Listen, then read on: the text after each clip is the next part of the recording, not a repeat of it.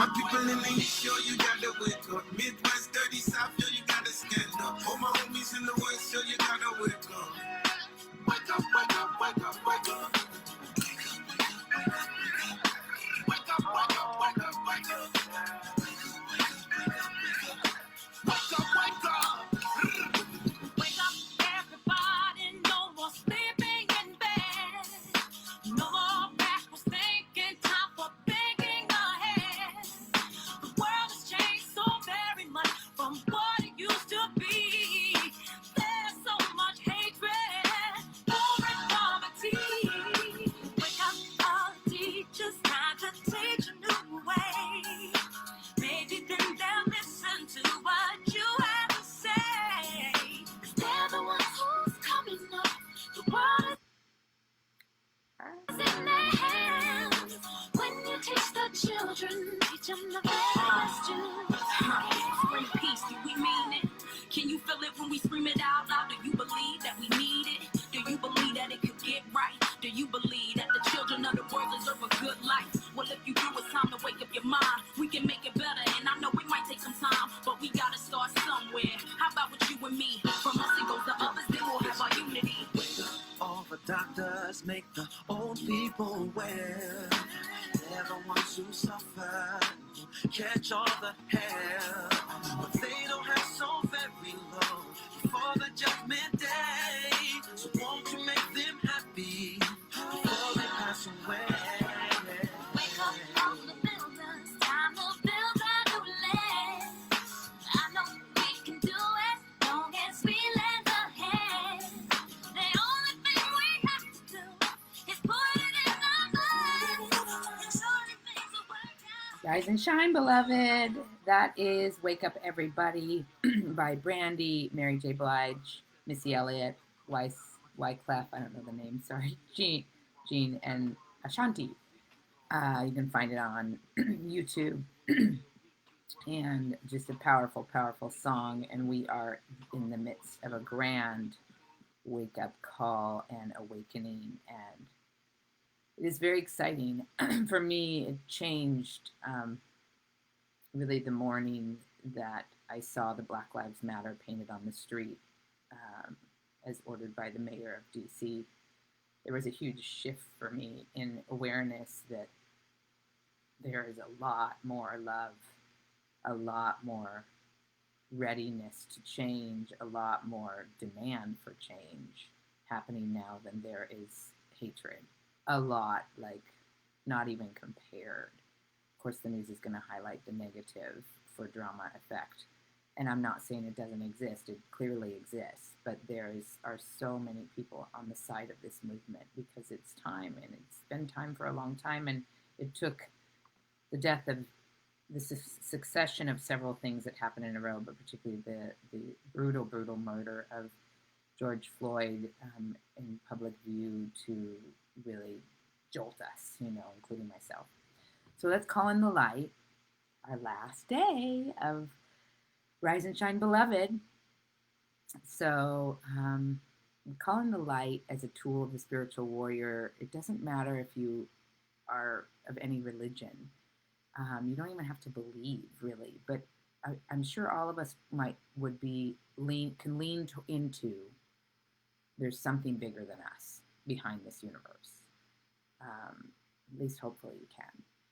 And so leaning into that, let's look at the light in the way that it illuminates the darkness, right? In the way that it illuminates and makes us see. Like when we walk into a dark room, we can't see anything if it's completely dark. But as soon as we turn the light on, we're like, oh, there's what I'm looking for, right? So that's that's what I think this is about, this movement is about. But I also think it's what our life on earth is about, is awakening to the light within and then shining that out on the external. Reminding others to light their candles, right? To light the light inside. So let's call it in, which means call our awareness to it. Mother, Father, God, Great Spirit, so, so grateful and blessed to have chosen to come to planet Earth at this time for this pivotal, major, incredible movement into racial justice for all, into Black Lives Matter, making not only Black Lives Matter, but them be known for their preciousness, their belovedness, their sacredness, their reverence, the way all lives should be um, seen and valued. For us to really step up and dismantle all the systems that have oppressed any person of color, any gender, anyone based on their appearance, that we can just change that radically. And I'm knowing that you're moving through us to do that. And I'm so grateful for that opportunity. I'm grateful for these 7 weeks that I've had to be able to do this experiment of the Rise and Shine Beloved. I'm grateful that today is the last day, and that for me, it was a very rich and moving experience to come to this space every day and share from my heart and share my loving. So I'm grateful that I got that opportunity. I'm grateful for all my gifts. I'm grateful for all of my friends. I'm grateful for all of humanity. I'm grateful for all of humanity finding their gifts so they can share them with the world in the ways that they're called to. And together we make this world a better place. I ask for a blessing of peace and light and love, a blessing of grace, and I ask for rest for all the weary. And I know there are weary out there, especially African Americans. I ask for rest for them, a day of just letting them really take in not only all they've endured, but all they have developed in terms of strength and courage and brilliance and brightness and momentum in this movement.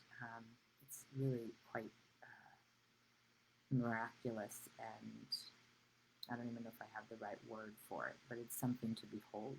And to all of the allies, white or other colors, that are stepping up and standing up and moving forward in this cause as well, taking action and getting educated. So, so grateful. And so it is. That was a long prayer, huh? All right, so today I wanted to do a little review about what we've done over the last 7 weeks, and then talk about one of the greatest qualities, I think, of a spiritual warrior. There's actually two. So I mentioned keeping your word, which is a big one. I think I'll talk about this now, and then I'll draw the cards. The first and foremost, the quality that comes from, remember we learned in the beginning there are 5 characteristics, and this is from the book, which of course now I can't find. Oh yes, I can. Sorry. I assisted for USM second year yesterday online from 8 a.m. until 9:30 p.m. So, whew, it was a day, let me tell you. And so I'm not that organized for this morning, but part of the spiritual warrior, I'm going to say, is going with the flow, definitely, and being present. So this is based on the book, or this is kind of how I got the idea, was from the book, but I haven't really talked about it a ton in the book. But I did share the 5 characteristics of the spiritual warrior, which is coming into acceptance of what is, coming into cooperation with what is, having an understanding. And I think that's more of an understanding of ourselves, because then we can understand the world better. Having enthusiasm for all things and people and situations, and having empathy for all things and people and situations. And I really like those 5. And I would add in there keeping your word, which we talked about yesterday, or the day before yesterday. I didn't do one yesterday. And that would be connected directly to integrity. So, like, meaning what you say, saying what you mean, being true to the highest part inside of you. Now, being true to your ego is, to me, not being in integrity, because your ego is not who you really are. So your ego is like a persona, like an outfit you put on in the world, and that's conditioned by many things. So if you were hurt, then, for instance, I'll give you an example in racism. If you were, let's see, assaulted as a kid by a black kid, and then you were growing up in a family that, I'm saying this because it's a real example, I'm thinking it's happened to someone, that had racist kind of undertones or overtones, but let's say it was subtle, like, well, black people are this way, they do this. And then that starts to get anchored in, like, into a persona. And because we like to know, and we like to figure out ahead of time how things are and put things in category in the guise of thinking we're making ourselves safe, we then build a belief system in that direction, which is really the wrong direction because one thing happened and then we equated these other storylines with that one thing. It could have been a white kid, didn't have to, there's nothing to do with race that equated that to that's how Black people are. But we make the narrative and the story, and we have a whole system that's designed with that narrative. A whole system.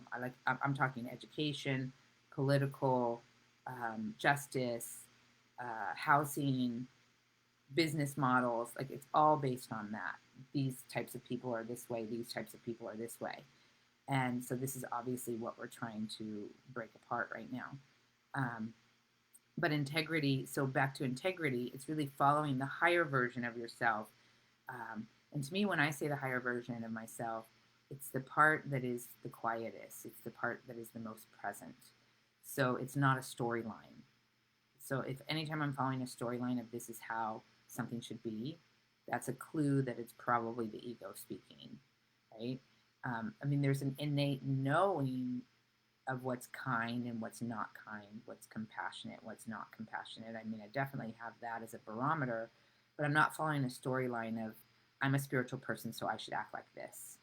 That has been a big one for me to overcome, by the way. So integrity is huge. Being present is big. Compassionate and empathic is big. So I think I was going to talk about compassion today, but I just want to mention those three because I think they're really three keys. Integral, which means, and part of that comes with knowing who you actually are. So you're not just being true to your thoughts. You're not being true to your emotions. You're being true to a higher part of you. And that comes from cultivating a relationship with the higher part of you, which I teach about in my Inner Trio Connection class. I don't know when I'll do that again, maybe in the fall. But so that's the integrity piece. Presence piece means you just show up and you observe what's needed. This has been the biggest gift that I got in my fourth way teaching in particular. The fourth way is a specific kind of consciousness teaching. And we worked a lot on being present all the time. Like we would go to a meeting and we would spend the first 15, 20 minutes sitting in silence with our eyes open. And that is a very intense experience for someone who always went into meditation like this. This was a new way to sit with other human beings, souls having the human experience, without talking and sit in silence. It was so powerful. I'm sorry, I'm looking at me. I'm always looking at me. So powerful to do that. I wish there were more meetings like that where we would start even the first 5 minutes looking at each other without saying anything. It is profound, a profound way to awaken, I will tell you that. So that's presence. To me, that's where I learned about the quality of presence. It's slowing everything down. It's being here, like I'm here sitting with you. I'm looking at the green dot. There's a stillness here. It's nice. It's actually restful. I'm not running and spinning and thinking of all these things, which I've been running a bit with this whole movement. I'm obsessed with finding all the good news, and there is a lot of good news, and so I keep finding more, and I keep finding more, and I'm like, oh, I have to watch that video, I have to read that article, I have to read this book. I have like 4 books lined up in my Audible. There's just not enough time for all the good news. I'm joking with that, but I'm just saying, like, that is part my personality. That's just like, I want to consume all this because it makes me feel better to know that there's this change happening. And it also can be a distraction from pain. Like, I want to go find all the good news so I don't have to feel how devastating this is. So I have to really be mindful of that and bring in balance. And presence is the way to do that. Slowing it down. Meditation. And then the third one, integrity, presence, and compassion, or empathy. Compassion is really feeling with others. It is being willing to be in the trenches and hold that space with them, but also allowing your heart to break with them too. And I'm seeing that with a lot of my friends. I'm very proud that the friends that I surround myself are mostly what I'd say the biggest quality in them that I admire is they're willing to look in the mirror. I mean, I can't even tell you how many friends I have that are reading now about white privilege. Like, yes, it's later than we wished, but this was the thing. This was the thing that broke us open, I think. And I mean, pretty much anyone that I'm actually friends with, but not counting high school people, no offense to them, but I don't know exactly what they're doing with their lives. And some family members, but my friends, like the people that I spend time with, have always been in a movement for self improvement, for self understanding, which extends then out into human understanding, but spiritual psychology in some way, and healing programs in some way, recovery programs, you name it, they're in it. So this then would be something that they would take on and say, okay, this is the next level of learning. What can I do? And I'm really proud of that. Very grateful for that. So compassion involves really just being able to feel with another. It's not feeling sorry for them, because that actually is a separatist policy. It's not a sympathy, right? It's compassion is being with the suffering. And we can't relate to um, the Black suffering. Some people can through their own racial or gender suffering to a certain extent, but we can't really say we can relate to the Black suffering. But we can hold space and allow the emotion of whatever they're feeling to come forward and be a space of loving sacredness for them, like a holding space, and let our own hearts break that their hearts are breaking. I guess that's what I would say. And I love one of my favorite quotes that was said by Ram Dass's teacher, I think. It's hard to find on the internet, but Ron Holnick always says it. Goes something like, the only thing left to a fully realized being is infinite, unbearable compassion. So think about that. The only thing left to a fully realized being, that basically is an awakened being, is infinite, unbearable compassion. You get that, right? Like we should be crying for days and days and days and days and days. And if you're not a crier, you know what I'm talking about. It's just that feeling of like deep despair for the human condition and hoping that, and light. There's also, I think, the light in there of like, okay, this is what's happening. This is what's supposed to be happening. There's a purpose in all of this. We signed up for it, and it's fucking heartbreaking. It's very hard. Excuse my language. I don't like to call that excuse my French, because that is a racist statement. You see how it works? Excuse my French would be blaming the French people for bad language. Not okay anymore. We've got to be more aware. Okay? So the card I picked for this, the deck I decided to pick from today is my favorite deck, the Sacred Rebels deck. You know I love that picture because that's the trio, the inner child, the personality or the mind, the higher self, the soul, right? So let's see what I picked from this. What's funny is I think I picked from this deck the most, but because I love it, in our 45 days of our Rise and Shine series. Oh, before I pick our card, I forgot to review our little week, so today's going to go a little bit longer. This is our themes we've had for Rise and Shine Beloved, which started back on April 20th. I was so excited when I shared the intro, on enthusiasm, on April 17th, and hopefully you can go and find them all. I think they're all on the YouTube, so if you ever wanted to watch them, you could. I think I always had a vision that I would be like a TV host of a show for kids or something. Anyway, week 1 we did just show up, so I was kind of getting it together. But and then week 2 we did self-care, yummy self-care, and we talked about our rituals. Remember I told you about the checklist, to check off your physical, mental, emotional, spiritual, financial care that you're doing each day. Week 3 we talked about having divine family, and this is basically honoring our mother and our father, like Earth Mother and Father, but also all the people who show up in our lives as our spiritual family. Week 4 we talked about emotional intelligence and the different emotions and how to process them. I gave tools about that. And weeks 5 and 6 we talked about chakras. We went through the root chakra, the sacral chakra, the solar plexus, the heart, the throat, the third eye, the crown, and then up even to a couple more chakras at the top.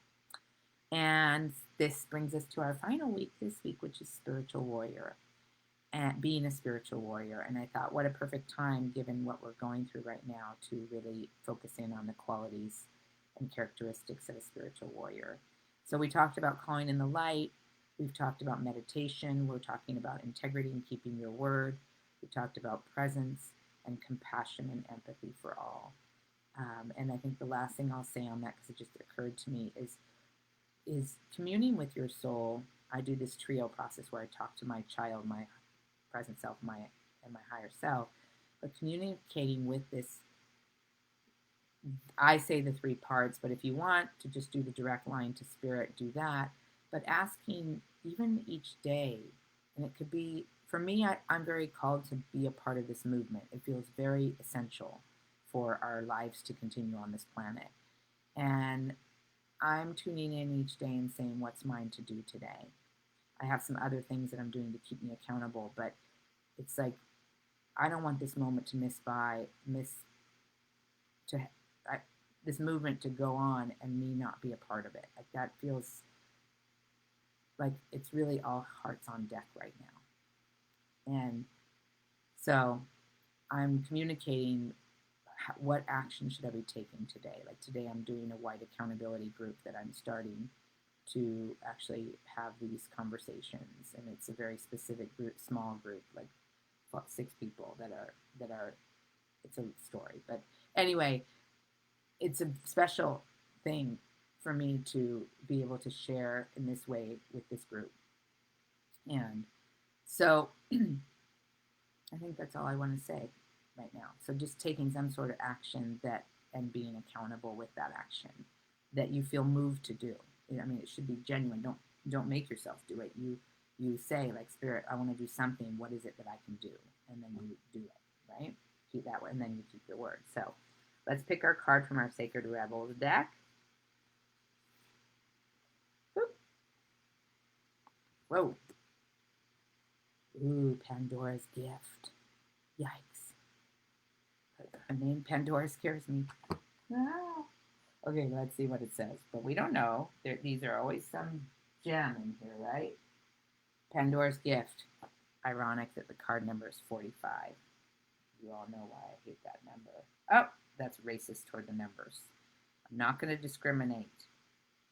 Not trying to make light, by the way, of racism, but that's another example. Like, now I hate all 45s because of 45 in the Oval Office.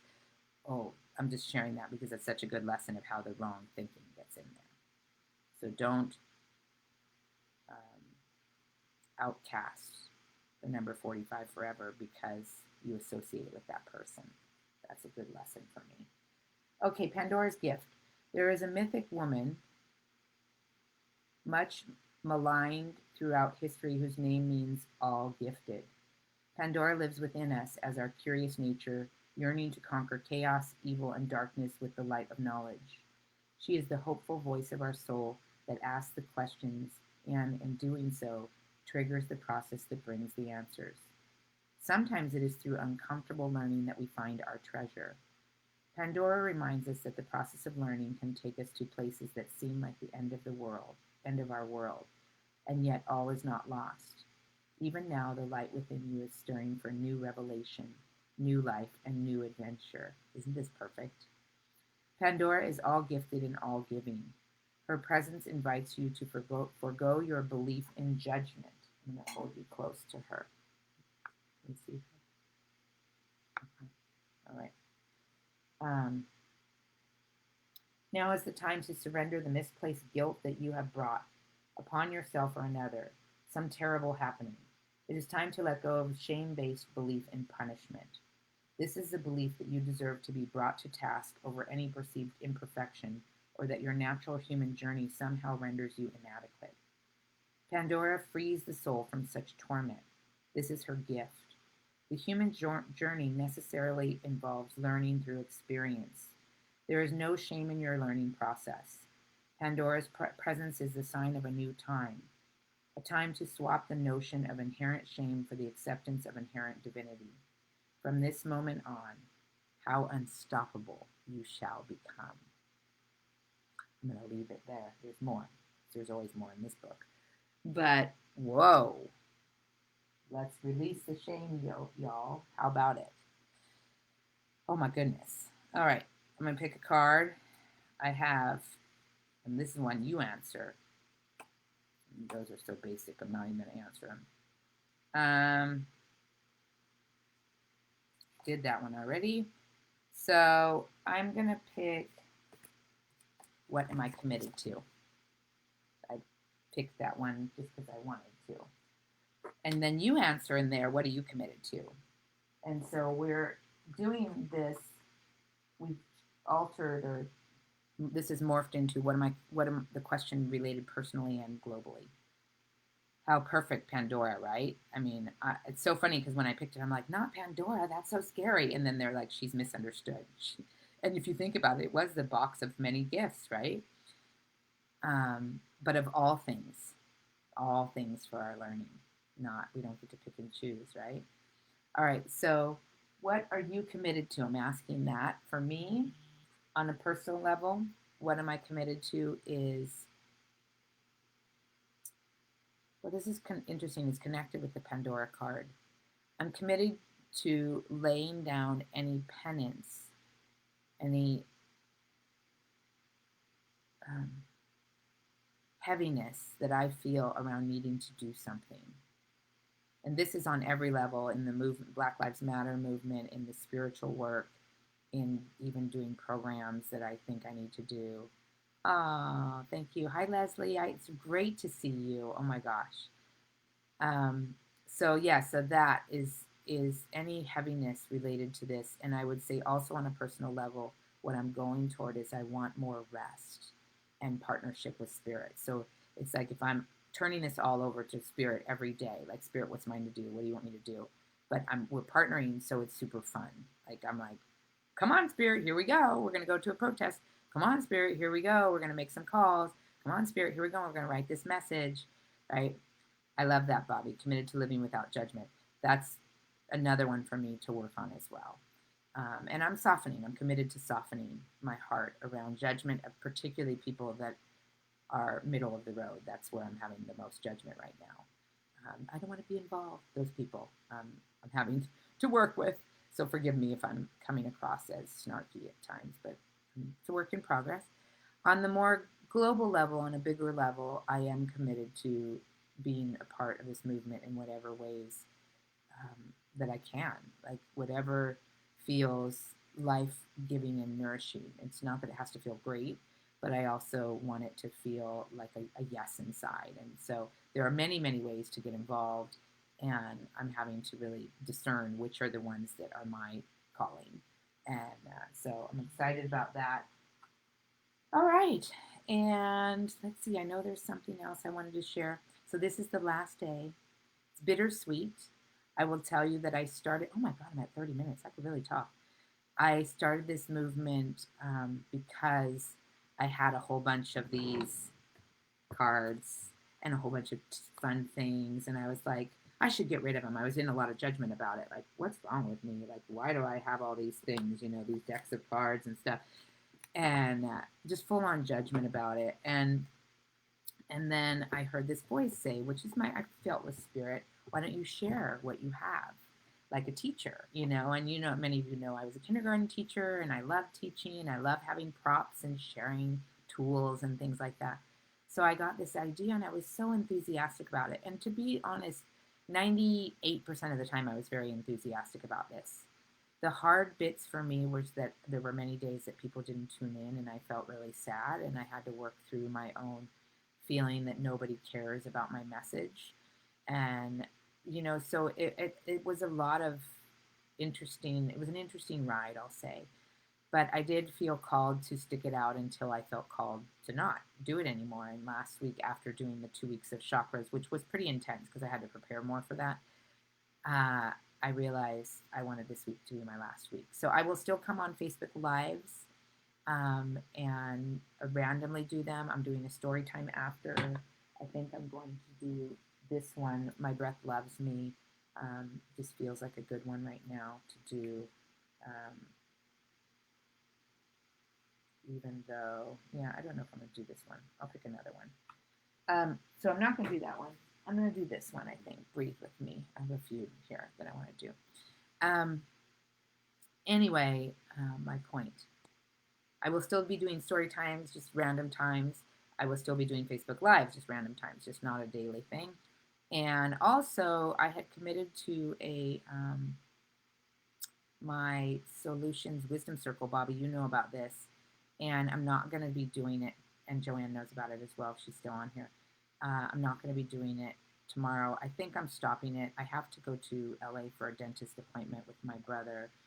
I just decided that yesterday because he's going for something that he needs me really to drive him back from LA. So I'm not doing it tomorrow, and probably not doing it moving forward. Maybe I'll have a random, like, hey, I'm doing a call if anyone wants to join thing, but I'll type it up in the group. So stay tuned for the Breathe With Me book. Kind of a very important title, given what we're talking about, the I Can't Breathe part of the movement.